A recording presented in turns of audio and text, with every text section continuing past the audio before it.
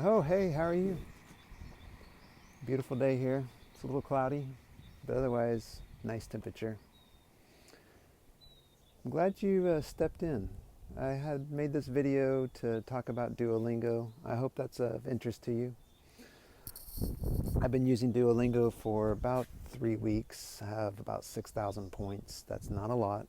I'm not fluent. I'm not an expert by any means, but I've recognized some helpful tips, some guidance that may help someone else that's just beginning to learn Duolingo. So join me. I'll tell you about them and maybe you'll learn something that you didn't know already. Now, my 4 tips are split into these categories: to pay or not to pay. That is the question. That's number 1. Number 2 is typing. Number 3 is accelerating your points.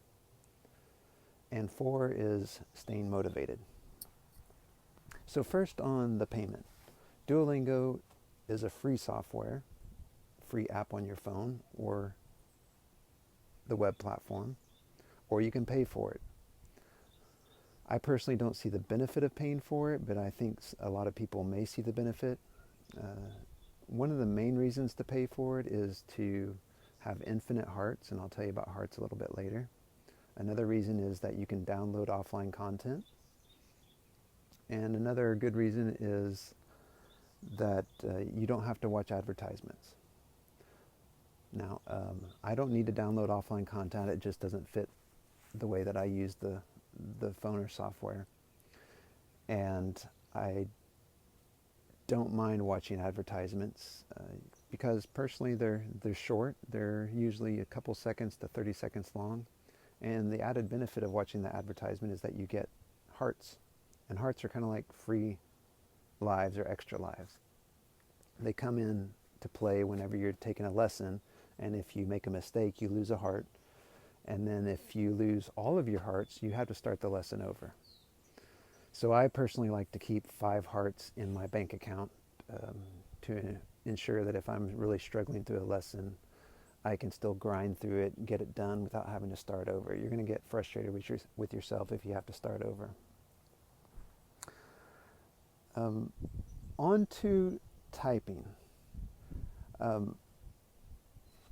You want to add the keyboard for the language that you're trying to learn.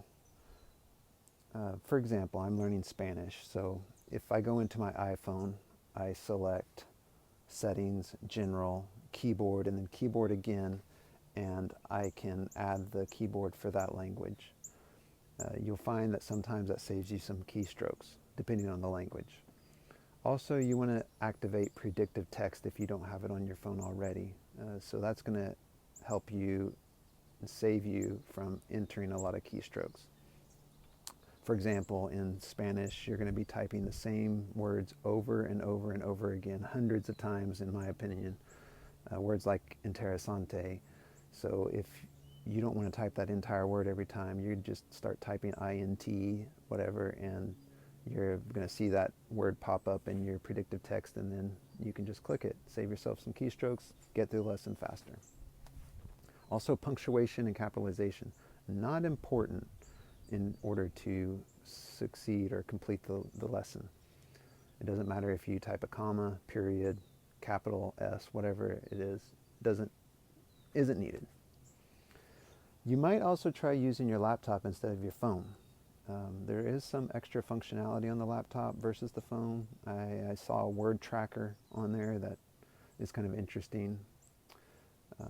And also, if you just get tired of typing on your phone, you can type on your keyboard. It's a lot easier. But remember, on the laptop, there's no predictive text. So you're going to have to type out those entire words. So that's one disadvantage. The last thing on typing is to read your sentences before you hit check. It's very easy to make a typo when you're typing.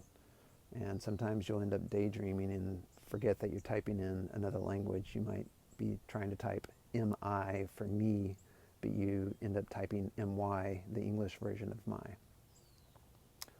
Don't waste your hearts by forgetting to spell check your sentences. Now on accelerating your points. Not a big deal, but you can accelerate your points by doing stories. A typical lesson is 10 to 15 points depending on the combo bonus that you get in the lesson. And if you do a story, you're going to get 20 to 25 points. That doesn't mean you just do all stories. They're limited. There's less. And they're a little bit longer, but I think they're worth doing if you're just trying to get a few extra points to finish out your goal for the day. And also remember that if you're doing a practice session, on my phone personally, if it goes into standby mode, it turns black, the practice session seems to start over. You don't get to save your progress there. Whereas on a real lesson, it doesn't start over. It just goes into standby and you can resume anytime you want, hours later if you want. So just remember that. Finally, the fourth topic, motivation, staying motivated. Staying motivated is key to learning anything, whether it's a language, a lesson, a college course, whatever it might be. You need to stay motivated. You need to be consistent in your approach. You need to study every single day, practice every single day. Set either a time goal or a points goal. Duolingo has that option to set a daily goal between 1 and 50 points. So use that to ensure that you're being consistent. You can also set reminders in Duolingo to remind you at a certain time of the day that you need to do some practice. If you don't like that, just set a reminder in your calendar. You can also recruit some family members, coworkers, friends, whoever it may be, because competition is a terrific motivator. If you see someone else climbing up the leaderboard, you're going to want to catch them or beat them or stay ahead of them. And then lastly, if you start to get tired of learning one language, you need a break, you don't want to quit learning, but you need something else to think about, try a different language. Try Italian, French, German, Hungarian, whatever it may be that you might enjoy learning. And then come back to the first language after you've taken a break. So those are my tips. I hope you found them useful. Appreciate you taking the time to watch my video. And if you don't mind, I'm going to get back to this gorgeous view. Bye.